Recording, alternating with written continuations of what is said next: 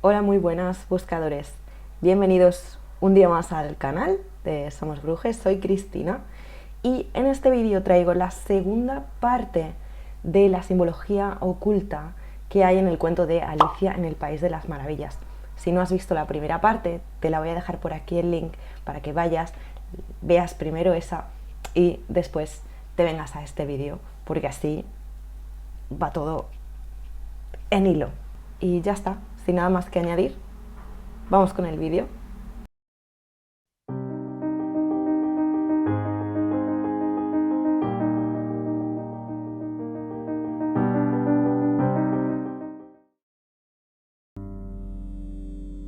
No se sabe en realidad si Carroll fue masón, pero sí conocía muy bien a muchos masones de alto rango y por sus diarios se sabe que compró entradas para eventos masónicos.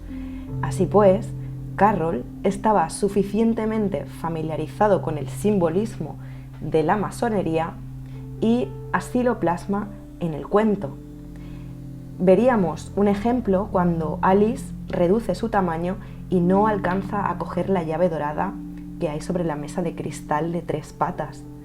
Esto sería comparable al tablero de dibujo, llamada tracing board en inglés, de los aprendices del primer nivel, con los símbolos y emblemas de la fraternidad y sus 3 pilares fundamentales: sabiduría, fuerza y belleza.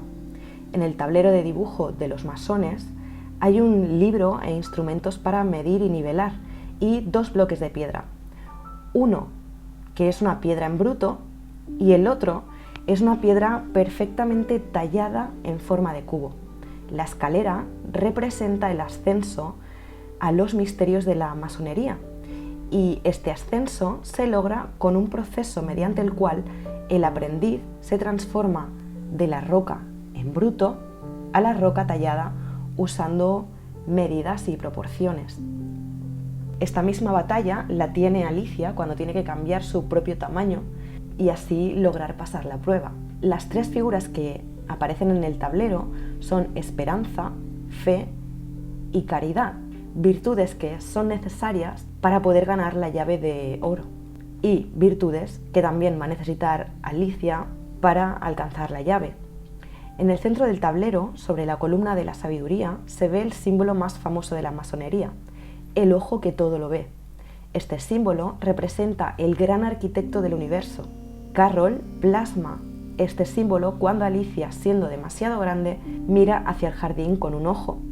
Cuando Alicia se hace gigante tras beber del frasco, la frustración y la impotencia de no saber qué hacer le provocan un llanto que después se convierte en un mar de lágrimas, en el que ella misma casi se ahoga. Esto podría ser comparable al mito del gran diluvio que casi todas las religiones comparten y simboliza también a la diosa egipcia Isis, conocida como la que llora y cuyas lágrimas fueron el origen del río Nilo. Mientras Alicia nada en el torrente de sus lágrimas, se encuentra con un ratón. Este ratón podría representar al filósofo Heráclito, conocido como el filósofo llorón y protagonista de un famoso epigrama griego, que dice: de entre los sabios, Heráclito fue superado por las lágrimas. Así, el ratón y el filósofo se encuentran abrumados por las lágrimas, y cobra sentido si consideramos que la teoría más famosa de Heráclito fue la doctrina del flujo, que se basa en que nunca puedes entrar 2 veces en el mismo río o pisamos y no pisamos los mismos ríos, somos y no somos. Esta doctrina del flujo sostiene que lo único que es eterno es que todas las cosas fluyen y se transforman, y eso es exactamente lo que sucede en el cuento, porque mientras Alicia está atrapada en el flujo de sus lágrimas, el paisaje y lo que la rodea cambia y se transforma constantemente. El carácter del ratón sería también el carácter del filósofo Heráclito, que tenía fama de melancólico y creía que los seres humanos viven como sonámbulos en un mundo de ensueño propio, lo que nos lleva de nuevo a uno de los temas principales del cuento, y es el sueño en el que vive Alicia. El conflicto del ratón con los gatos puede relacionarse con la creencia del filósofo de que todas las cosas surgen por el conflicto de los opuestos. Otra similitud del ratón con Heráclito puede verse cuando el ratón intenta secar a los demás personajes, a los demás animales. Para Heráclito, los placeres mundanos humedecían el alma y la dejaban desamparada como un borracho, pero cuando el alma está seca, se vuelve racional y virtuosa. A la orilla del charco de lágrimas, Alicia está con varios animales en una especie de sopa primordial. Mientras discuten cómo secarse, Alicia habla con dos pájaros y dice que tiene la sensación de conocerlos de toda la vida. Aquí tendríamos indicios de la evolución darwiniana, porque se pueden ver un par de monos nadando en las lágrimas en el manuscrito de Carroll. Y además Carroll no estaba muy a favor de la teoría de Darwin y estaba también muy metido en estudiar esa teoría de Darwin. Además de esto, los animales en el cuento son capaces de hablar, y esto podría ser un símil de la locura espiritual que se vivía en la época, en la que los médiums afirmaban que podían comunicarse con los espíritus de los fallecidos a través de los animales de compañía, como perros y periquitos. En cuanto a esos animales, tendrían su equivalencia a personas en la vida real. Recordemos que Alicia tiene la sensación de conocerlos ya de toda la vida. Los dos pájaros serían sus hermanas. Lorina sería el loro, Lori, que en inglés es un loro pequeño, y el otro pájaro sería su hermana Edith, que correspondería al águila pequeña, cuya palabra en inglés es eaglet. El pato sería el reverendo Robinson Duckworth. Duck es pato en inglés. Y el dodo sería el reverendo Charles Dodgson, el mismo Carroll, que ese es su nombre real. Carroll dedicó al reverendo Duckworth una edición facsímil del cuento en la que escribió de dodo para Duck. El dodo es un pájaro enorme ya extinto y el único espécimen conservado estuvo en la Universidad de Oxford, siendo trasladado más tarde al Museo de la Historia Natural de la Universidad de Oxford, cuyo director era nada más y nada menos que el Dr. Ackland, el que vimos en la primera parte, que era profesor de medicina y se asociaba al conejo blanco. El dodo era también el pájaro favorito de Carroll, de ahí que se representase a sí mismo, y además es que Carroll sufría de tartamudez nerviosa y en sus lecturas en público, y preso de su tartamudez, se presentaba a sí mismo como Mr. Dodo Dodgson, porque claro, así se llamaba, Dodgson. Y las niñas, así en broma, se referían a él como Dodo. Desde un punto de vista filosófico, el dodo era el filósofo de la antigua Grecia Zenón de Elea, conocido por la paradoja de Aquiles y la tortuga. Con lógica absurda, este argumento prueba que Aquiles, el hombre más rápido del mundo, nunca puede adelantar a la tortuga, a la que se le dio ventaja. Cuando la tortuga llega al punto A, Aquiles inicia la carrera. Pero cuando Aquiles llega al punto A, la tortuga ya está en el punto B, y así sucesivamente y hasta el infinito.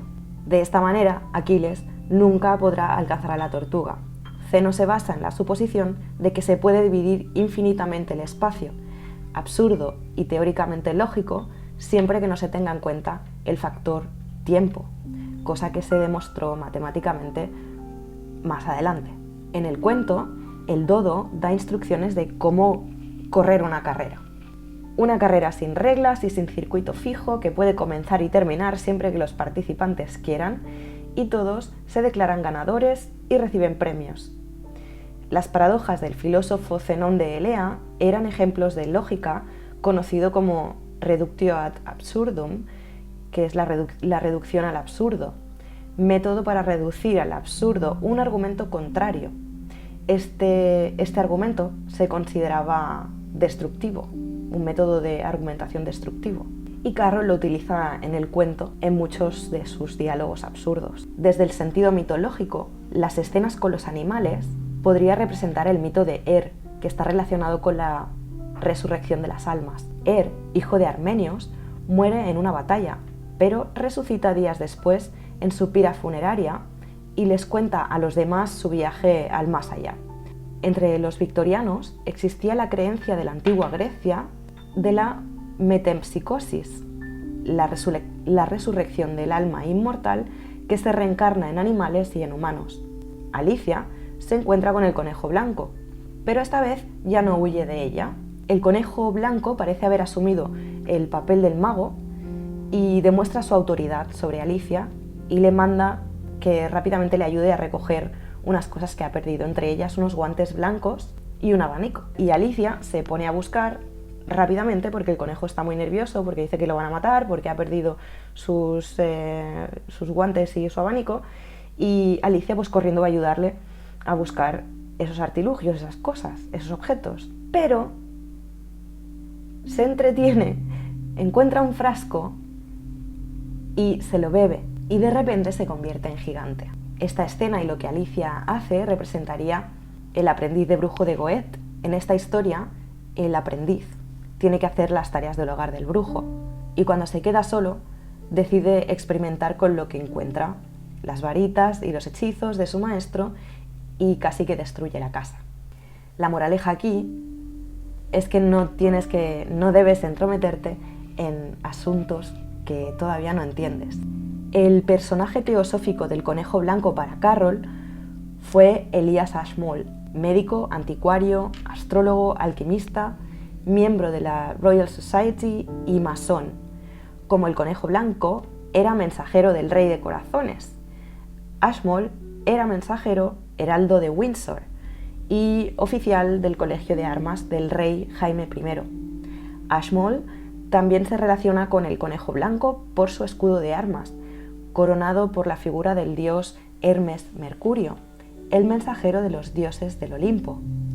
Mercurio era el guía del inframundo, que guió a Perséfone a regresar desde el Hades al mundo de los vivos, tal como el conejo blanco guía a Alicia en el mundo subterráneo. En la tradición alquímica hermética, Mercurio fue también el greco-egipcio Hermes Trismegistus, padre de la alquimia y supuesto autor del antiguo texto sagrado alquímico de la tabla esmeralda. Curiosamente, el grabado de la obra alquímica más importante de Ashmole, Theatrum Chemicum Britannicum, muestra unos conejos comiendo en un jardín. Tras huir de la casa del conejo blanco, el tamaño de Alicia es de nuevo diminuto y se encuentra con una oruga de color azul encima de una seta. La oruga está fumando y le pregunta a Alicia: ¿quién eres tú? A lo que Alicia, desesperada por tanto cambio de tamaño, ya no sabe ni quién es. Y para la oruga esto no es problema, porque la oruga sabe que en su destino está el sufrir una metamorfosis para convertirse después en mariposa. En los años 60 se extendió la creencia de que Carroll escribió este cuento bajo los efectos del opio o de setas alucinógenas. Por los diarios de Carroll se sabe que conocía el uso del opio y de hecho visitó a un médico para preguntarle sobre el opio. Vaya. Además, como clasicista, Carroll estaba familiarizado con la teoría de que en la antigua Grecia consumían setas alucinógenas para inducir trances o visiones. Pero no hay evidencia de que Carroll haya consumido alguna sustancia alucinógena. La oruga también puede tener alusiones al filósofo de la antigua Grecia, Pitágoras. En la época de Carroll, la vida y teorías de Pitágoras era muy popular entre la clase alta de la época victoriana de Carroll. Su enseñanza sobre la transmigración y reencarnación del alma es sugerida por su personificación como la oruga en la metamorfosis. Además, el interrogatorio al que la oruga somete a Alicia recuerda las enseñanzas de Pitágoras, directamente conectadas con los dictados de Apolo, cuyos templos estaban inscritos con los lemas «Conócete a ti mismo» y «Moderación en todas las cosas». La oruga pitagórica le pregunta a Alicia quién eres, a lo que Alicia no sabe qué responder, porque como ha cambiado tanto de tamaño, como que ha perdido su identidad. Y la oruga insiste y le dice otra vez: «¿Tú quién eres?». Y ante esto Alicia intenta huir, enfadada porque no sabe qué contestar. La oruga llama de nuevo a Alicia y le da otra oportunidad para resolver esa crisis de identidad. Y además le dice: controla tu temperamento, a lo cual Alicia se tragó su ira todo lo que pudo. El temple pitagórico se aplica por igual a la música, la filosofía y las matemáticas. Aquí la oruga le está enseñando a Alicia la creencia pitagórica de que, templando el espíritu, la mente se libera para controlar los problemas físicos del cuerpo. ¿Estás feliz ahora?, le pregunta la oruga a Alicia. Pitágoras abogaba por un estado mental de calma meditativa, alejado de los extremos de la emoción humana, para que el alumno fuera capaz de comprender. Alicia ve su identidad ligada al ser físico, su nombre o su especie o el tamaño de su cuerpo. Lentamente aprende algo de la verdadera identidad de su alma inmortal. Debe aprender más sobre su verdadero yo y cómo usar su poder para controlar su propio destino. Esto requerirá tiempo y paciencia. Después de comer algunos hongos, se encoge hasta casi quedarse en nada y luego, tras comer otro trozo, crece muy rápidamente y desproporcionadamente también. Su cuerpo parece quedarse atrás entre la maleza y su cuello empieza a crecer hasta que la cabeza de Alicia sobresale entre los árboles, entre las copas de los árboles. Eso sería como una metáfora de que la mente de Alicia es libre por fin y se eleva independientemente de su cuerpo.